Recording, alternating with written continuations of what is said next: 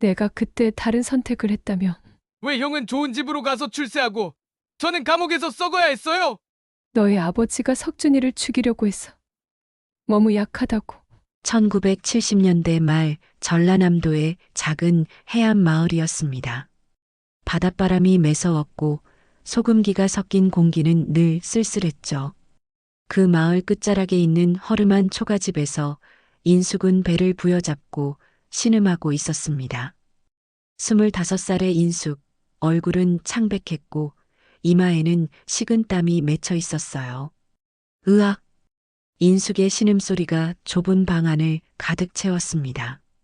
옆에서는 남편이 술에 취해 고래고래 소리를 지르고 있었어요. 또 울어대냐? 시끄럽게.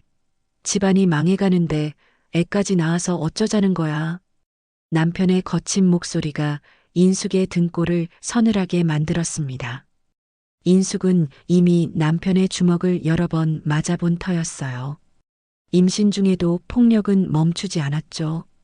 볼이 퉁툭 부어오를 때까지 맞아도 인숙은 뱃속의 아이를 지키려고 필사적으로 웅크렸습니다.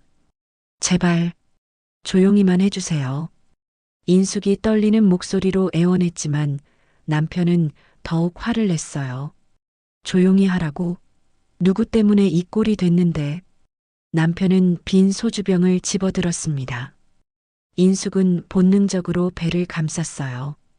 그 순간 산통이 더욱 심해졌습니다. 마침내 산파가 도착했어요.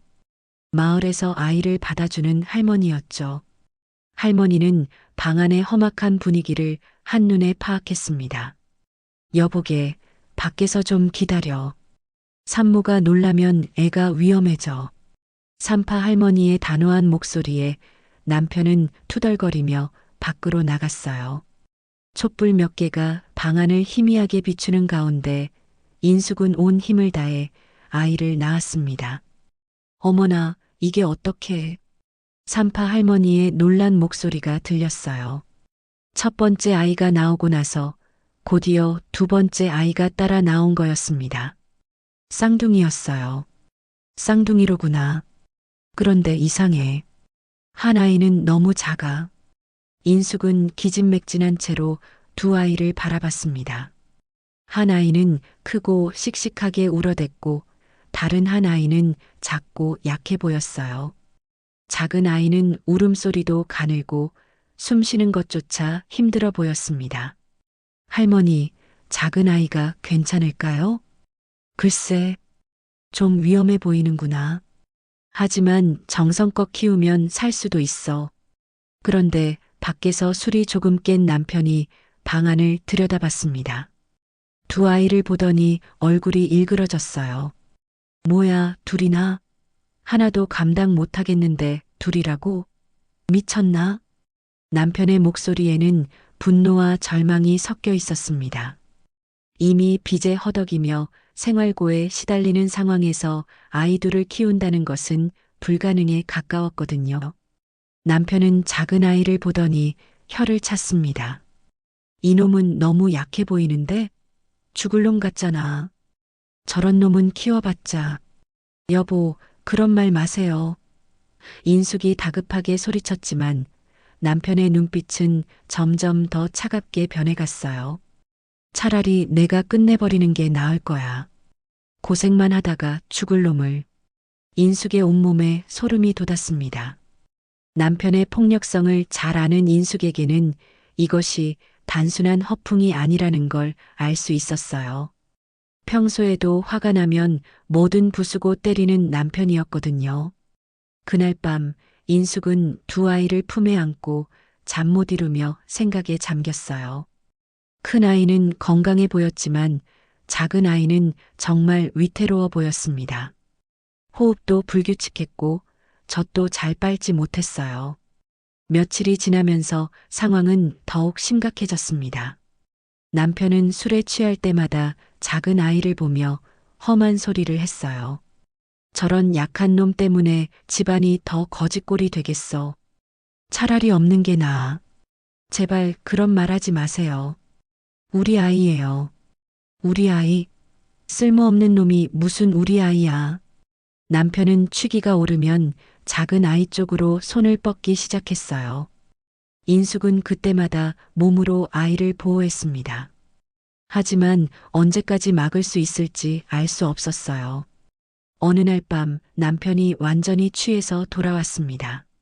평소보다 더 거칠었어요. 작은 아이를 보더니 갑자기 손을 뻗었습니다. 이놈은 정말 없애버려야겠어. 안 돼요. 안 돼. 인숙이 필사적으로 아이를 안고 남편을 피했어요. 그 순간 인숙은 깨달았습니다. 이대로는 작은 아이가 정말 위험하다는 것을 말이죠. 다음 날 새벽 인숙은 몰래 마을 이장을 찾아갔습니다. 눈물을 흘리며 사정을 이야기했어요. 이장님, 제발 도와주세요. 이 아이가 죽을 것 같아요. 이장은 인숙의 절망적인 표정을 보고 한숨을 깊게 쉬었어요. 참 안 됐구먼. 입양을 보내는 수밖에 없겠어. 서울에 아이 없는 부부가 있긴 한데. 제발 부탁드려요. 저 아이만은 살려주세요. 며칠 후 서울에서 온 부부가 작은 아이를 데려갔어요. 인숙은 아이의 이름을 석준이라고 지어줬습니다. 작은 아이가 떠나는 날 인숙은 눈물을 참으며 아이의 얼굴을 마지막으로 바라봤어요. 석준아, 건강하게 자라거라. 엄마가 꼭 다시 만나러 갈게. 큰 아이는 도훈이라고 이름을 지었어요. 도훈이는 건강하게 자랐지만 아버지의 폭력 속에서 점점 거칠어져 갔습니다. 인숙은 매일 밤 석준이를 생각하며 가슴 아파했어요. 과연 다시 만날 수 있을까? 그런 날이 올까 싶었습니다. 그렇게 50년이라는 긴 세월이 흘렀습니다. 인숙은 이제 70살이 되었어요. 한때 아름다웠던 얼굴은 세월의 무게로 깊은 주름이 패였고 허리는 구부정하게 굽어 있었습니다. 서울 변두리의 낡은 고시원 3평 남짓한 좁은 방에서 인숙은 홀로 살아가고 있었어요. 매일 아침이면 인숙은 근처 아파트 단지로 일을 나갔습니다. 계단 청소, 화단 정리 같은 소일거리였죠. 품삯은 얼마 되지 않았지만 그나마 생계를 이어가는 유일한 수단이었어요. 인숙 이모, 오늘도 수고 많으셨어요. 아파트 관리사무소 직원이 품삯을 건네주며 말했습니다. 인숙은 고개를 끄덕이며 돈을 받았어요. 손등에는 나이 반점이 듬성듬성 있었고 손가락 마디마디는 관절염으로 부어 있었습니다. 고시원으로 돌아가는 길, 인숙은 문득 멈춰 섰어요. 전자상가 앞 대형 텔레비전에서 뉴스가 나오고 있었거든요. 평소에는 그냥 지나쳤을 텐데 오늘은 왠지 발걸음이 멈춰졌습니다. 대통령이 오늘 청와대에서 주요 보좌관들과 긴급회의를 가졌습니다. 뉴스 앵커의 목소리가 들렸어요. 화면에는 대통령과 함께 서 있는 여러 사람들이 보였습니다. 인숙은 무심코 그 화면을 바라보다가 갑자기 숨이 멎는 듯한 느낌을 받았어요. 화면 오른쪽에 서 있던 한 남자의 얼굴이 눈에 들어온 거였습니다. 50대 초반으로 보이는 그 남자는 단정한 정장을 입고 있었고 얼굴에는 지적이고 온화한 표정을 하고 있었어요. 저 사람은 인숙의 입에서 작은 신음이 새어나왔습니다. 그 얼굴이 너무나 익숙했거든요. 50년 전 작고 약했던 그 아이의 모습이 겹쳐 보였어요. 장석준 대통령 정책보좌관이 이번 회의에서 중요한 역할을 했다고 합니다. 뉴스 앵커가 그 남자의 이름을 부르는 순간 인숙의 온몸이 떨리기 시작했어요. 석준.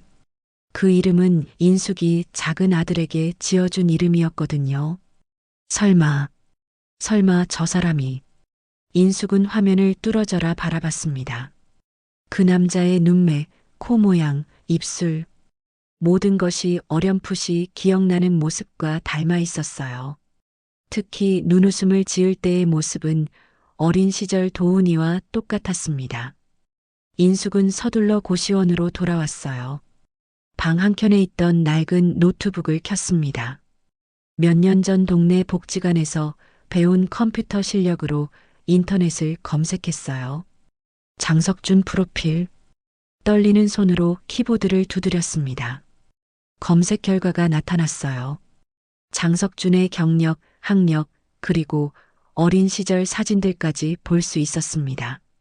어머나, 이게 인숙의 눈에서 눈물이 흘러내렸어요.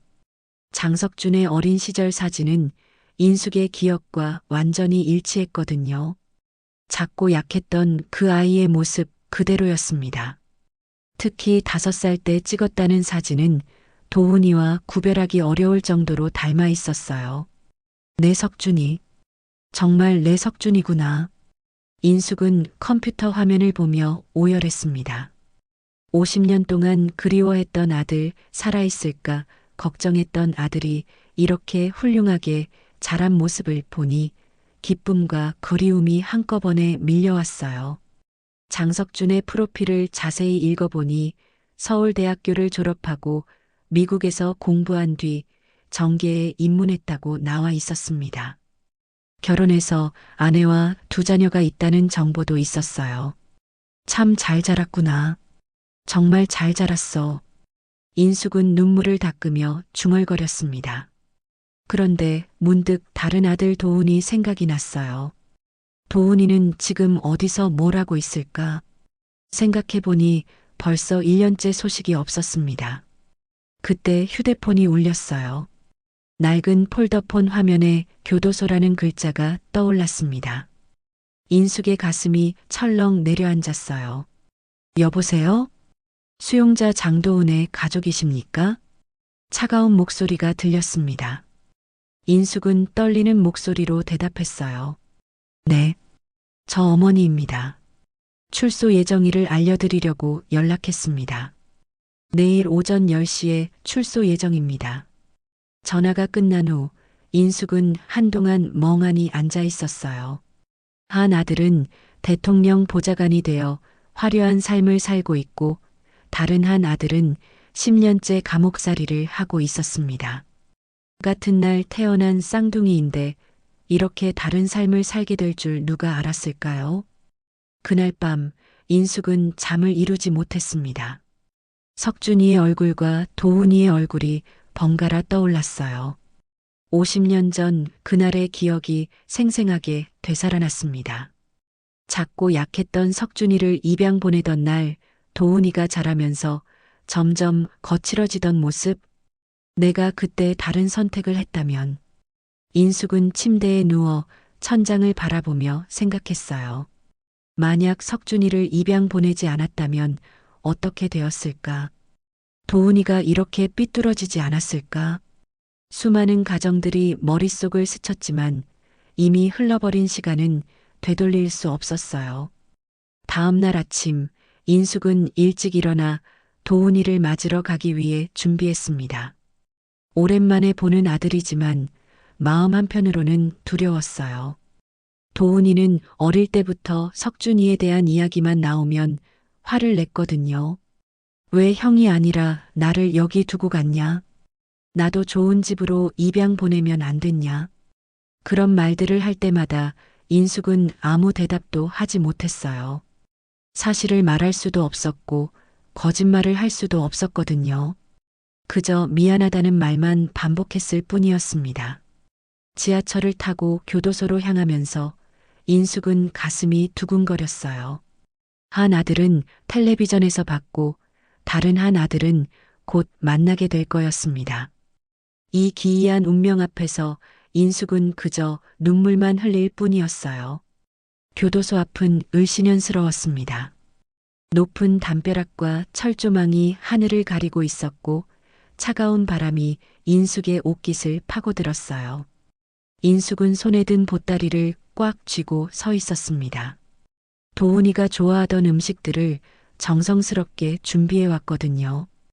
오전 10시 무거운 철문이 삐걱거리며 열렸습니다. 그 사이로 한 남자가 걸어 나왔어요. 도훈이었습니다. 10년의 세월이 그를 완전히 바꿔놓았어요. 키는 더 커졌고 어깨는 넓어졌지만 얼굴에는 깊은 그늘이 드리워져 있었습니다. 도훈아. 인숙이 떨리는 목소리로 불렀지만 도훈은 별다른 반응을 보이지 않았어요. 그저 무표정한 얼굴로 어머니를 바라봤을 뿐이었습니다.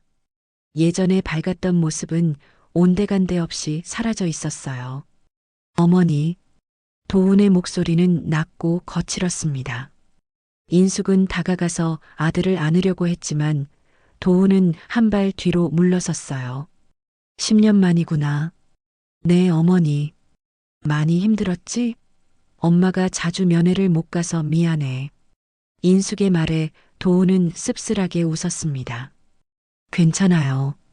익숙해졌으니까. 둘은 조용히 지하철역으로 향했어요. 지하철 안에서도 도훈은 거의 말이 없었습니다. 창밖을 바라보며 무언가 깊은 생각에 잠겨 있는 것 같았어요. 인숙은 몇 번 말을 걸어보려 했지만 도훈의 차가운 분위기 때문에 쉽게 입을 열 수 없었습니다. 고시원에 도착해서야 도훈이 입을 열었어요. 여기서 사세요? 응, 몇 년 전부터 여기서 살고 있어. 도훈은 좁은 방을 둘러봤습니다.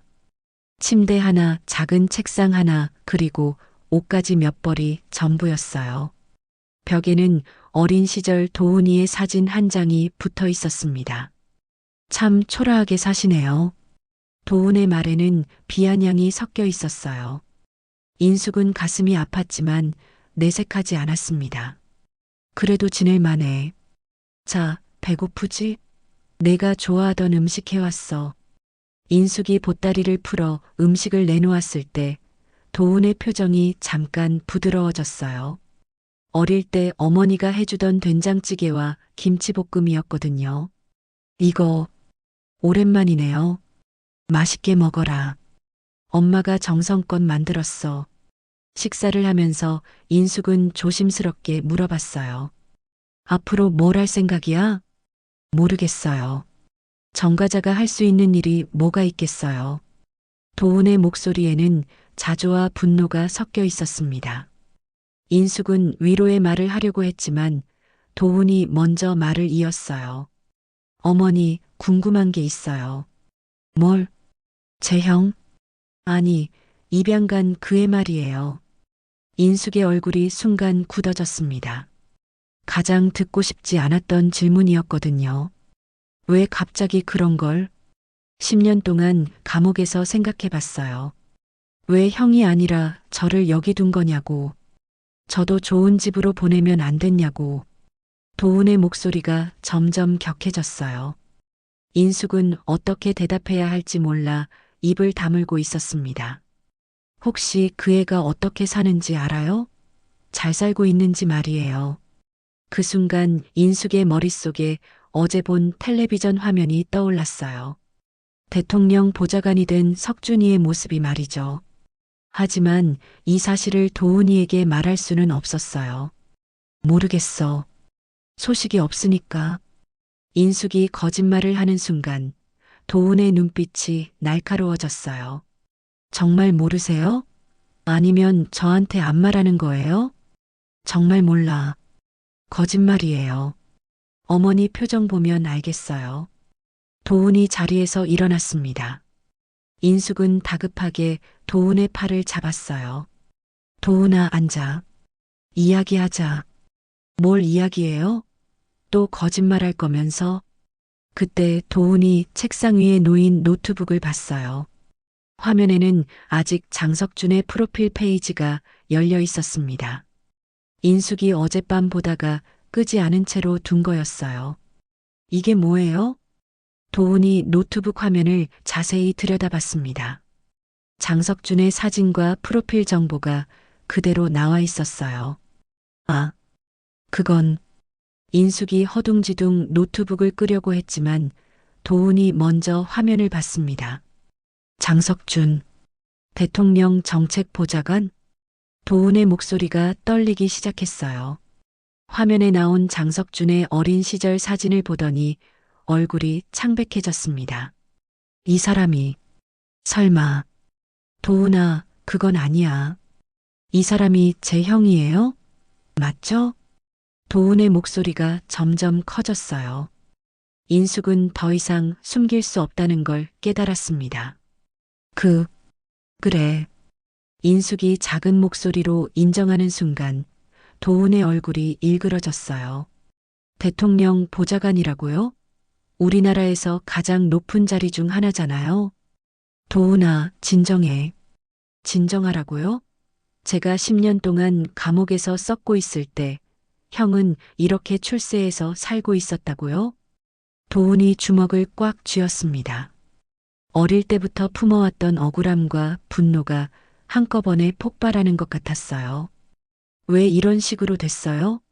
왜 형은 좋은 집으로 가서 공부하고 출세하고 저는 여기서 이 꼴로 살아야 해요? 인숙은 눈물을 흘리며 대답했어요. 미안해. 정말 미안해. 미안하다고 다 해결돼요? 제 인생을 돌려받을 수 있어요?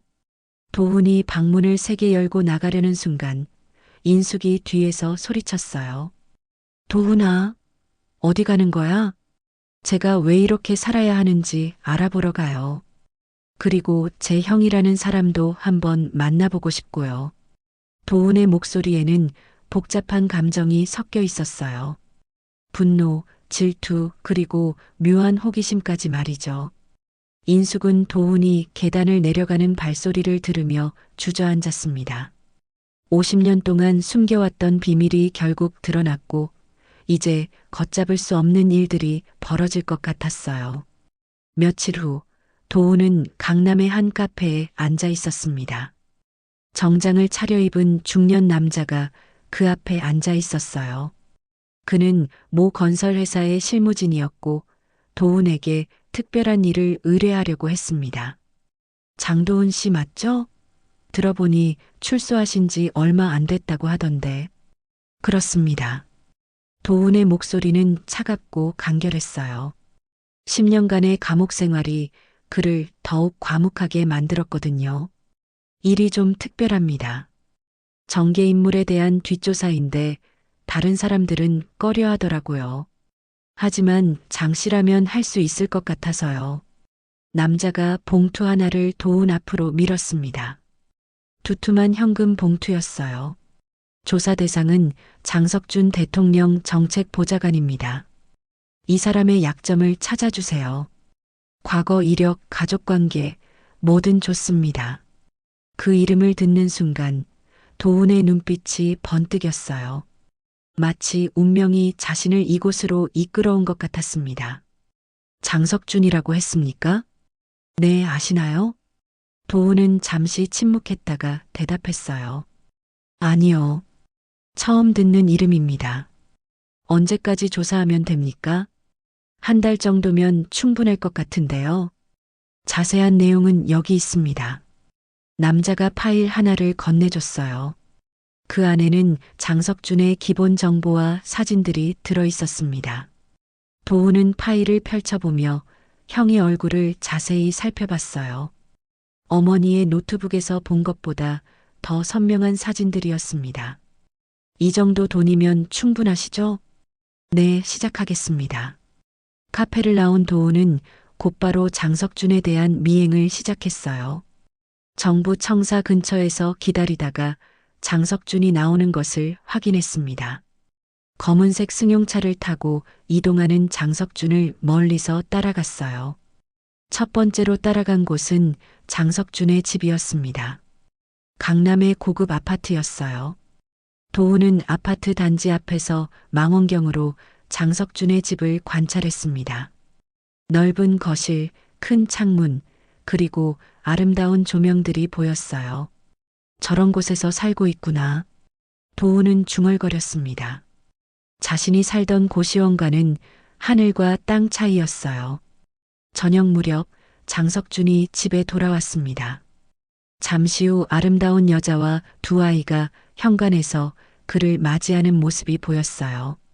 장석준의 아내와 자녀들이었습니다. 행복해 보이네.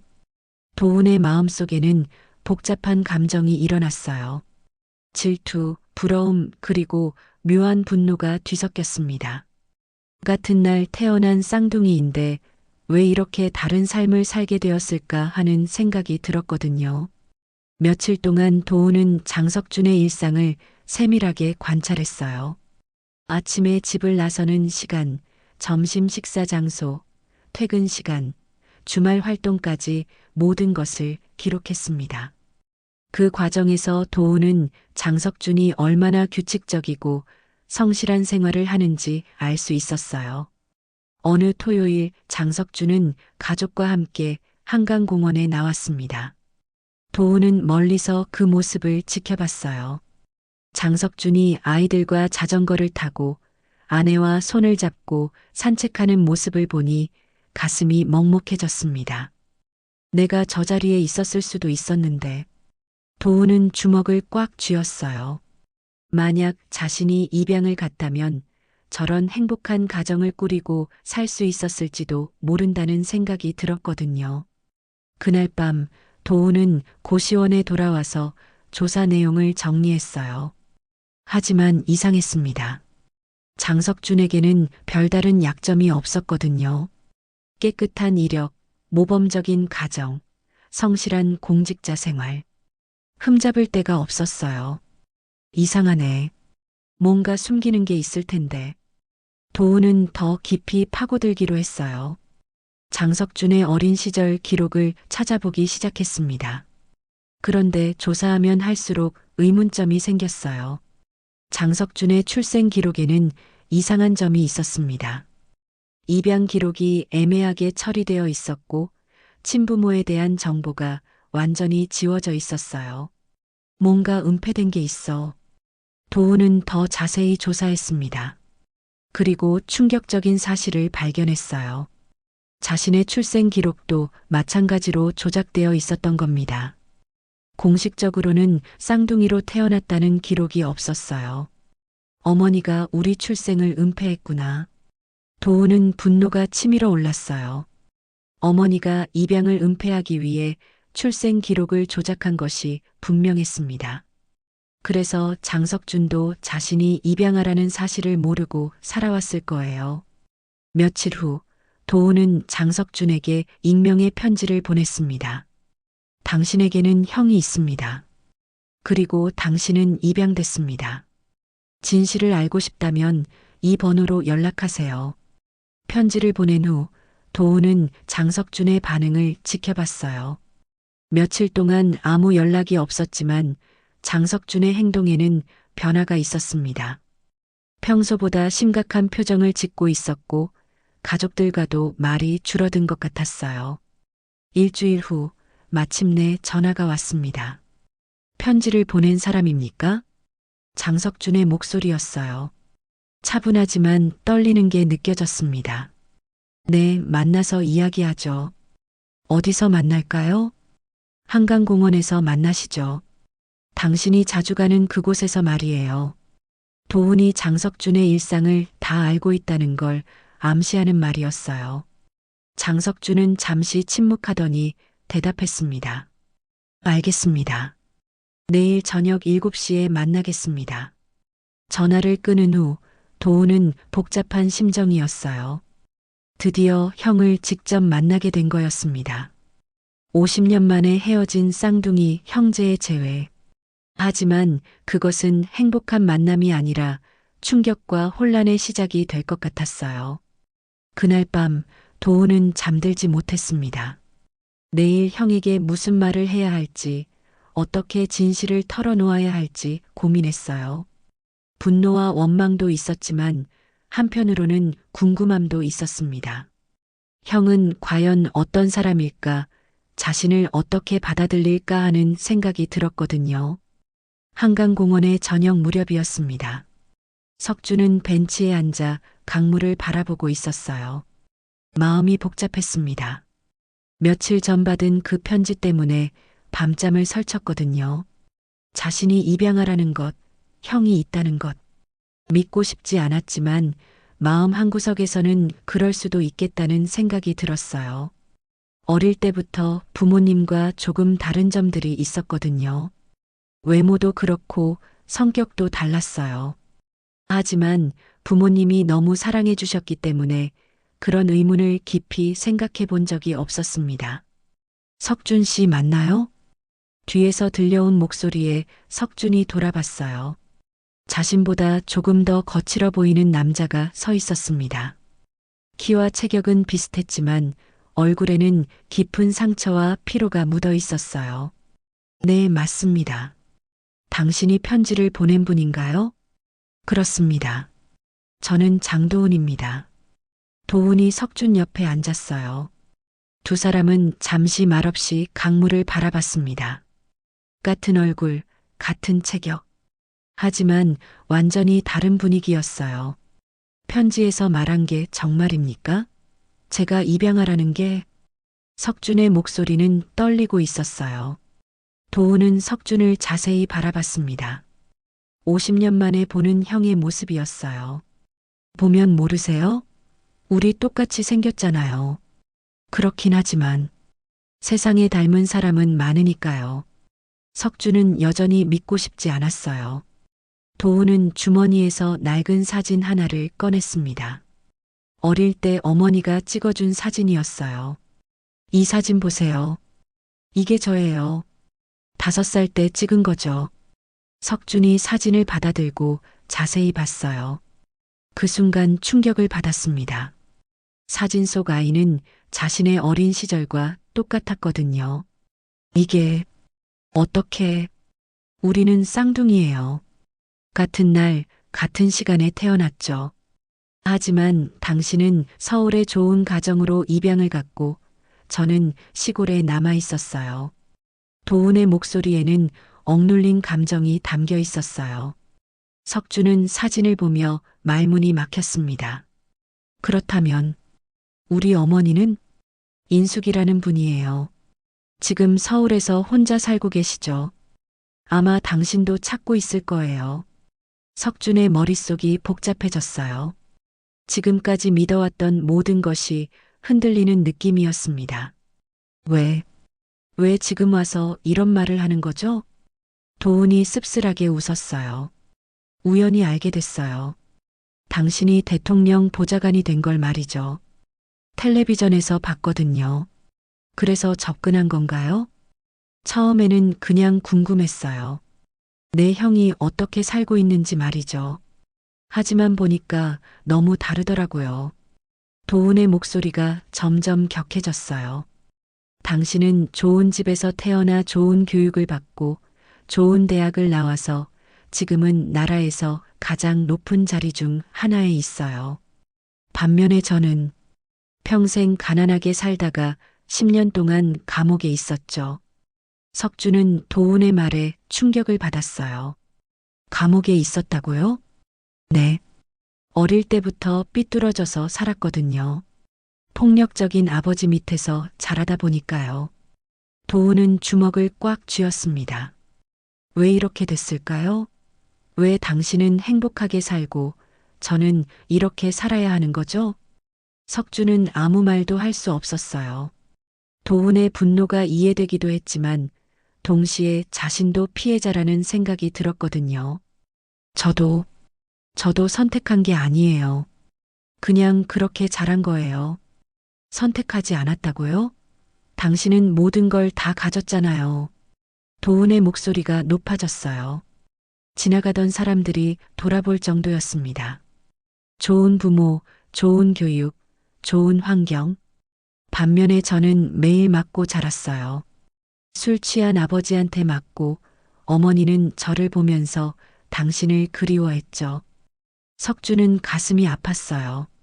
자신이 누린 행복 때문에 다른 사람이, 그것도 쌍둥이 형제가 고통받았다는 사실이 받아들여지지 않았거든요. 미안해요. 정말 미안해요. 미안하다고요? 미안하다고 제 인생이 바뀌어요? 도훈이 벌떡 일어났어요. 석준도 따라 일어났습니다. 그럼 제가 어떻게 하길 원하세요?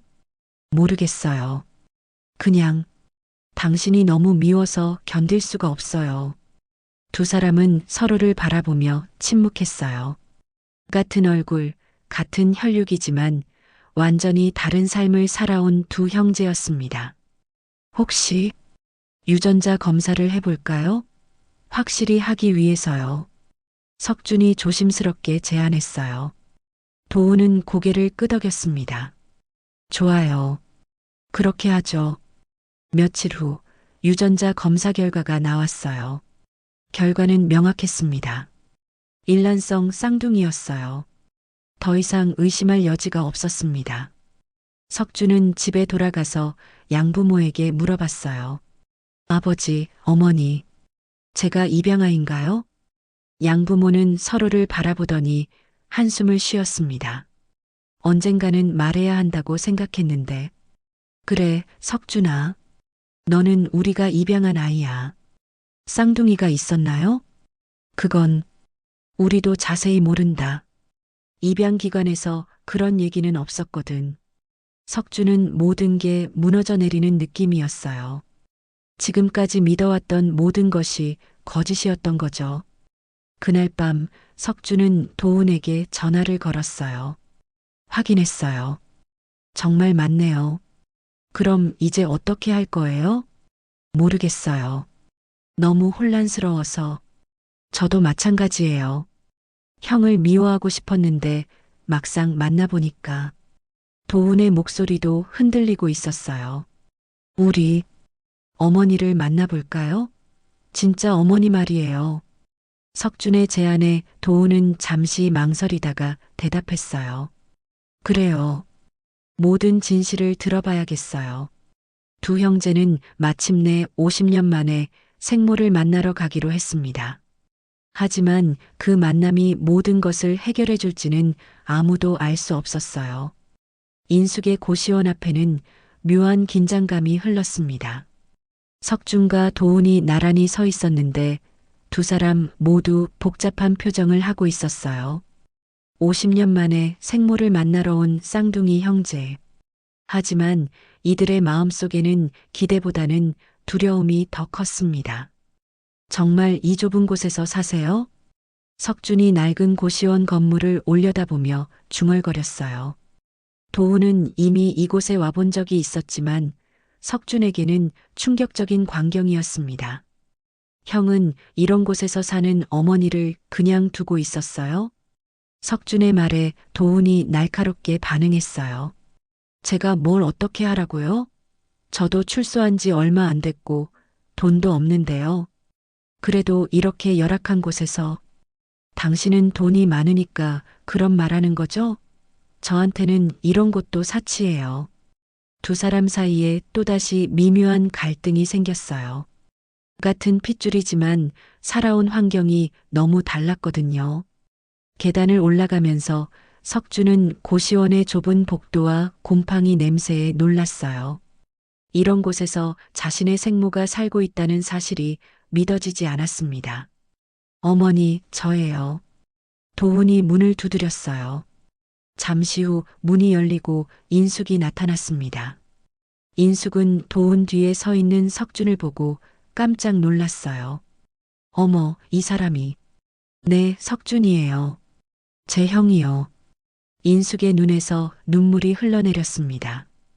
50년 만에 보는 석준의 모습에 가슴이 벅차올랐어요. 석준아, 정말 석준이 맞니? 석준은 어색하게 서 있었어요. 눈앞에 노인이 자신의 생모라는 사실이 실감나지 않았거든요. 안녕하세요. 석준의 차가운 인사에 인숙은 마음이 아팠지만 이해할 수 있었어요. 50년 동안 헤어져 있었는데 당연한 반응이었죠. 들어와. 좁지만 들어와. 세 사람이 좁은 방에 앉았어요. 어색한 침묵이 흘렀습니다. 인숙은 석준을 계속 바라보며 눈물을 흘렸고 석준은 시선을 피하고 있었어요. 어머니, 도훈이 먼저 입을 열었어요. 우리한테 진실을 말해주세요. 왜 형을 입양 보냈는지 정확한 이유를 말이에요. 인숙은 한참을 망설이다가 무거운 입을 열었어요. 그때 상황이 정말 어려웠단다. 어려웠다는 게 뭔 뜻이에요? 돈이 없어서요? 석준이 날카롭게 물었어요. 인숙은 고개를 저었습니다. 돈 문제만이 아니었어. 너희 아버지가 인숙의 목소리가 떨렸어요. 50년 동안 숨겨왔던 진실을 말해야 하는 순간이었거든요. 아버지가 뭘 했는데요? 도훈이 다급하게 물었어요. 인숙은 깊은 한숨을 쉬고 나서 말을 이었습니다. 너희 아버지가 석준이를 죽이려고 했어. 두 아들은 동시에 충격을 받았어요. 죽이려고 했다고요? 너무 약하다고. 그런 아이는 키워봤자 소용없다고. 술에 취해서 그런 소리를 했어. 인숙의 목소리가 점점 작아졌어요. 그래서 석준이를 보내기로 한 거야. 아버지가 정말로 해칠까봐 무서웠거든. 석준은 말문이 막혔어요. 자신이 입양을 간 이유가 그런 것이었다니. 그럼 저는 왜 보내지 않았어요? 도훈이 물었어요. 도훈이 너는 아버지가 괜찮다고 했어. 건강하고 튼튼하다고. 그래서 저만 지옥에서 살았던 거군요. 도훈의 목소리에는 원망이 섞여 있었어요. 미안해. 정말 미안해. 인숙이 눈물을 흘리며 사과했지만 도훈의 마음은 쉽게 풀리지 않았어요. 그런데 왜 출생 기록을 조작했어요? 왜 우리가 쌍둥이라는 걸 숨겼어요? 석준이 물었어요. 인숙은 더욱 괴로워했습니다. 입양을 은폐하려고. 나중에 문제가 될까봐. 문제가 될까봐? 무슨 문제요? 석준이 잘 자라고 있는데 갑자기 친부모가 나타나면 곤란할까봐. 인숙의 말에 석준은 복잡한 심정이었어요. 생모가 자신을 배려한 것이기도 했지만 동시에 진실을 숨긴 것이기도 했거든요. 그럼 아버지는 어떻게 됐어요? 도훈이 물었어요. 돌아가셨어.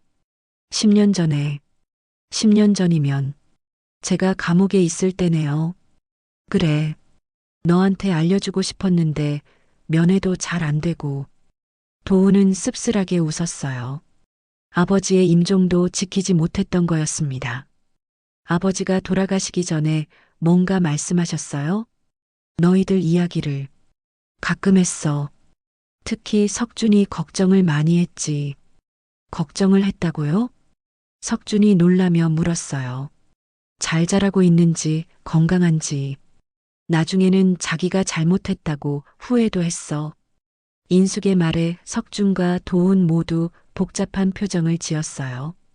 미워했던 아버지가 사실은 자신들을 걱정하고 있었다는 걸 알게 된 거였죠. 어머니는 왜 이렇게 가난하게 사세요? 석준이가 성공했는데 도움을 청하지 않았어요? 도훈이 물었어요. 인숙은 고개를 저었습니다.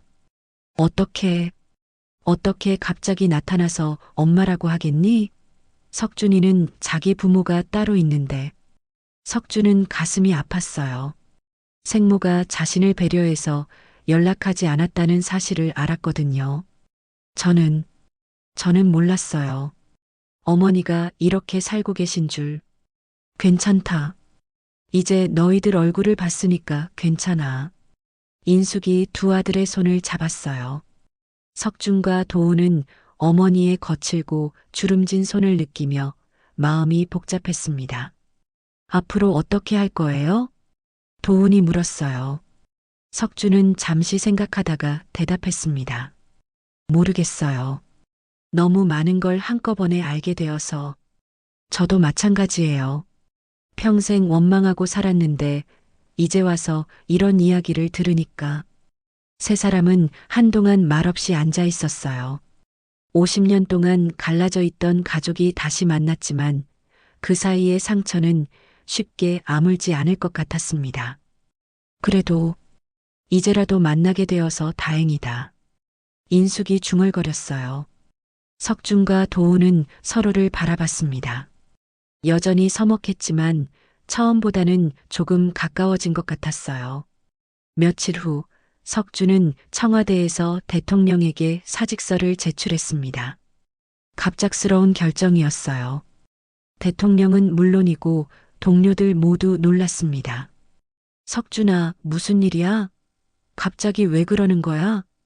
대통령이 걱정스러운 표정으로 물어봤어요. 석준은 정중하게 고개를 숙였습니다. 개인적인 사정이 생겼습니다. 더 이상 이 자리에 있을 수 없을 것 같습니다. 무슨 사정인데 그렇게 급하게. 죄송합니다. 자세한 사정은 말씀드리기 어렵습니다.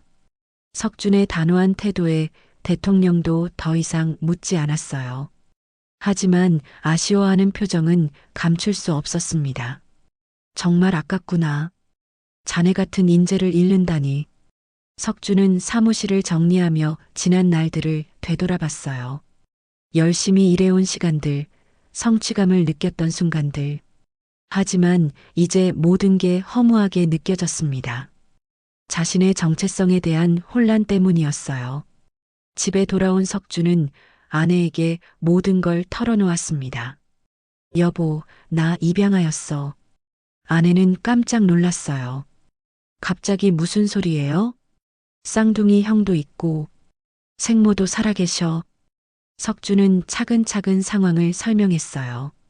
아내는 충격을 받았지만 남편을 이해하려고 노력했습니다. 그래서 일을 그만둔 거예요? 응. 마음이 너무 복잡해서 일에 집중할 수가 없어. 괜찮아요. 당신이 어떤 선택을 하든 저는 지지할게요. 아내의 따뜻한 말에 석준은 조금 위로를 받았어요. 한편 도우는 인숙의 고시원에서 나와 혼자 거리를 걸었습니다.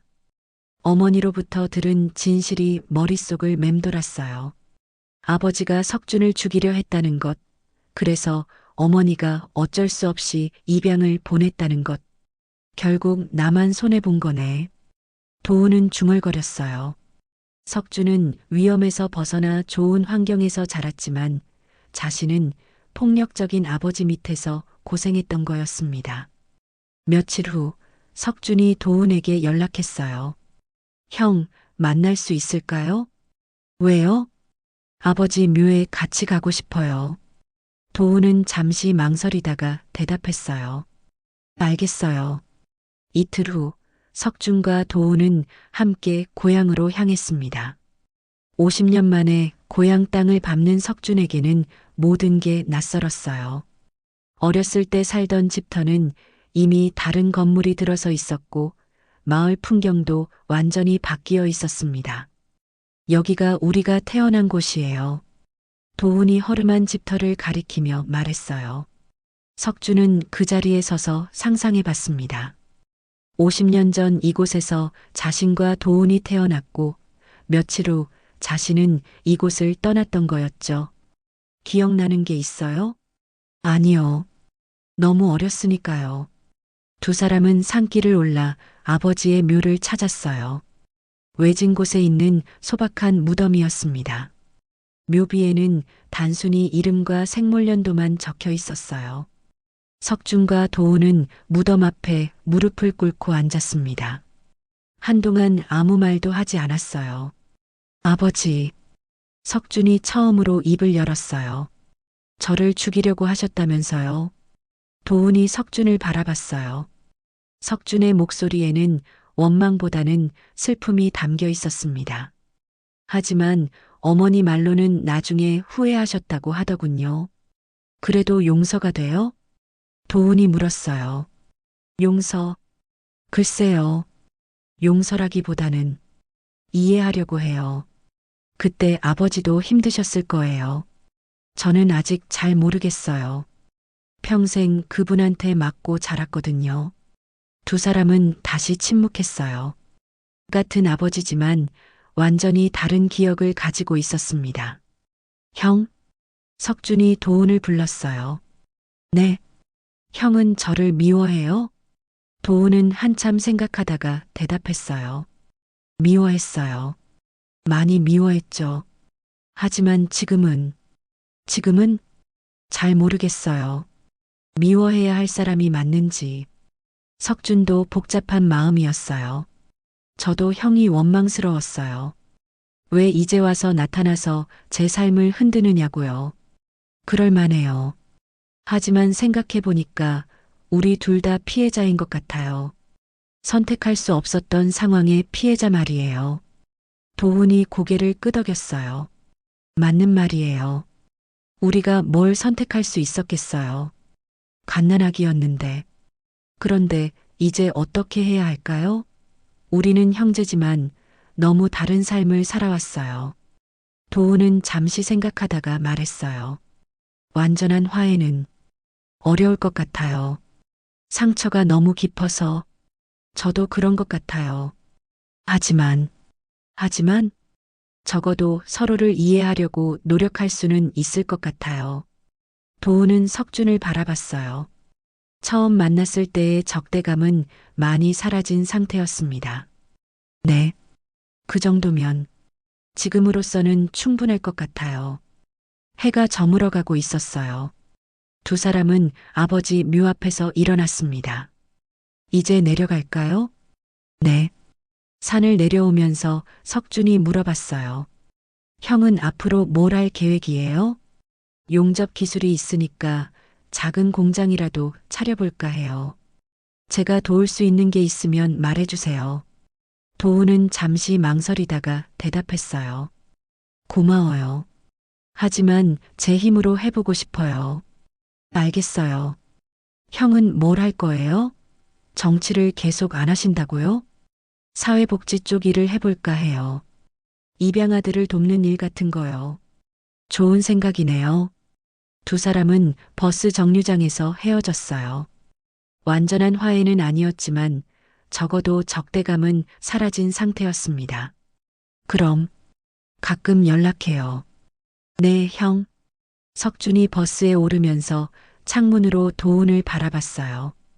도훈도 손을 흔들어 주었습니다. 50년 만에 만난 형제는 이렇게 다시 각자의 길을 가게 되었어요. 몇 달이 흘렀습니다. 계절은 어느새 가을로 접어들었고 세 사람의 삶에도 조용한 변화가 일어나고 있었어요. 도훈은 서울 외곽의 작은 공업단지에 용접 공장을 차렸습니다. 도훈 철강이라는 소박한 간판을 단 작은 공장이었어요. 직원은 도훈 혼자뿐이었지만 성실하게 일하다 보니 조금씩 일거리가 늘어나고 있었습니다. 오늘도 수고했어.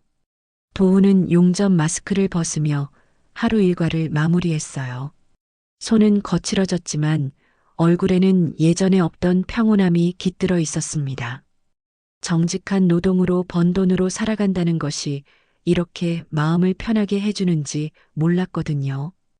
퇴근길에 도훈은 마트에서 과일을 샀어요. 어머니를 뵈러 가기 위해서였습니다. 일주일에 2번 정도는 인숙을 찾아뵙고 있었어요. 어머니, 저 왔어요. 어머, 도훈아. 또 뭘 사왔니? 인숙은 아들이 사온 과일을 보며 기뻐했어요. 하지만 한편으로는 미안한 마음도 들었습니다. 괜찮은데. 돈 아껴야지. 괜찮아요. 이제 벌이가 조금씩 생기니까. 도훈은 어머니의 손을 잡았어요. 예전보다 훨씬 부드러워진 모습이었습니다. 석준이는 요즘 어떻게 지내니? 가끔 연락해요. 바쁘게 지내시는 것 같던데. 실제로 석준은 새로운 일에 몰두하고 있었어요. 서울의 한 사회복지재단에서 입양 관련 업무를 맡고 있었습니다. 정치계를 떠났지만 오히려 더 의미 있는 일을 하고 있다는 생각이 들었어요. 오늘은 몇 명의 아이들이 새 가정을 만났어요. 석준은 동료들에게 말했어요. 입양 성사가 될 때마다 뿌듯함을 느꼈습니다. 자신도 입양하였기 때문에 이 아이들의 마음을 더 잘 이해할 수 있었거든요. 석준 씨 같은 분이 이 일을 해주시니까 든든해요. 동료의 말에 석준은 미소를 지었어요. 정치인일 때보다 훨씬 보람을 느끼고 있었습니다. 저녁이 되어 석준도 인숙을 찾아갔어요. 도훈과는 다른 날에 오기로 약속했거든요. 아직까지는 세 사람이 함께 만나는 것보다는 이렇게 따로 만나는 게 편했어요. 어머니, 안녕하세요. 어머, 석준아. 어서 와. 인숙은 석준이 올 때마다 신기해했어요. 대통령 보좌관이었던 아들이 이렇게 자주 찾아와 주는 것이 꿈만 같았거든요. 어머니, 이거 드세요. 석준이 건강식품을 꺼내자 인숙이 손사래를 쳤어요. 아이고, 이런 비싼 거 왜 사왔니? 돈 아껴야지. 괜찮아요. 어머니 건강이 가장 중요하니까요. 석준도 예전과는 많이 달라져 있었어요. 처음에는 어색하기만 했던 인숙을 이제는 진짜 어머니로 받아들이고 있었거든요. 도훈이는 어때요? 잘 지내고 있나요? 응, 열심히 일하고 있어. 성격도 많이 부드러워졌고 다행이에요. 석준은 진심으로 안도했어요. 처음 만났을 때의 도훈은 너무 날카로웠거든요. 너희 둘이 언제 같이 오면 좋겠는데. 인숙의 소망에 석준은 미소 지었어요. 언젠가는 그런 날이 올 거예요. 며칠 후 도훈에게서 문자가 왔어요. 형, 시간 되시면 공장 구경 오세요. 석준은 약속을 잡고 도훈의 공장을 찾아갔어요. 작지만 깔끔하게 정리된 공장이었습니다. 와, 정말 잘 차려놨네요. 별거 아니에요. 그냥 먹고 살 정도죠. 도훈이 겸손하게 말했지만 석준은 형의 변화에 감탄했어요. 예전에 거칠었던 모습은 온데간데 없고 성실한 사업가의 모습이었거든요. 커피 한잔 할까요? 좋죠. 두 사람은 공장 옆 작은 휴게실에 앉았어요. 예전보다 훨씬 편안한 분위기였습니다. 형, 진짜 많이 변했어요. 형도요. 처음에는 너무 딱딱하던데. 두 사람은 웃었어요. 처음 만났을 때의 긴장감을 생각하니 신기했습니다. 요즘 어머니 자주 뵈러 가요? 네, 일주일에 2번 정도요. 저도 비슷해요. 근데 언제 한번 같이 가볼까요? 도훈의 제안에 석준이 고개를 끄덕였어요. 좋은 생각이에요. 다음 주말 석준과 도훈은 함께 인숙을 찾아갔어요. 인숙은 두 아들이 함께 온 것을 보고 눈물을 흘렸습니다. 어머나, 너희 둘이 함께 오다니. 어머니, 이제 자주 이렇게 올게요. 석준이 말하자 도훈도 고개를 끄덕였어요. 네, 어머니. 세 사람은 함께 식사를 했어요. 처음에는 어색했지만 시간이 지나면서 자연스러워졌습니다. 어머니, 이 좁은 곳에서 계시지 마시고 더 좋은 곳으로 이사하세요. 석준이 말하자 도훈도 동의했어요. 맞아요. 우리가 도울게요. 괜찮다. 여기가 편해. 인숙은 사양했지만 두 아들의 마음은 이미 정해져 있었어요. 몇 주 후 인숙은 조용한 주택가의 작은 아파트로 이사했어요. 석준과 도훈이 합심해서 마련한 곳이었습니다. 정말 좋은 곳이네요. 인숙은 새 집을 둘러보며 감탄했어요. 넓지는 않았지만 깨끗하고 따뜻한 집이었거든요. 어머니 방은 여기고 거실은 저기예요. 석준이 설명하자 도훈이 덧붙였어요. 난방도 잘 되고 관리비도 많이 안 나와요. 고마워. 정말 고마워. 인숙은 두 아들을 번갈아 보며 눈물을 흘렸어요. 저녁이 되자 세 사람은 창가에 앉아 바깥 풍경을 바라봤어요. 석준과 도훈은 어머니를 가운데 두고 앉아 있었습니다. 이제 정말 가족 같네요. 인숙이 중얼거렸어요. 원래 가족이었잖아요. 석준이 말하자 도훈도 웃으며 고개를 끄덕였어요. 맞아요. 늦었지만 이제라도 함께 지낼 수 있으니까 다행이에요. 창밖으로는 노을이 지고 있었어요. 50년이라는 긴 세월 동안 갈라져 있던 가족이 마침내 다시 만났습니다. 완전한 화해는 아니었지만 적어도 서로를 이해하고 받아들이게 되었어요. 인숙은 창밖을 바라보며 혼잣말처럼 말했어요. 그래도 같이 살게 돼서 다행이다. 같은 하늘 아래서. 석준과 도훈은 어머니의 손을 잡았어요. 세 사람의 얼굴에는 평온한 미소가 떠올라 있었습니다. 삶은 갈라졌지만 피는 결국 다시 만났습니다. 그리고 이제 새로운 시작을 할 수 있게 되었어요.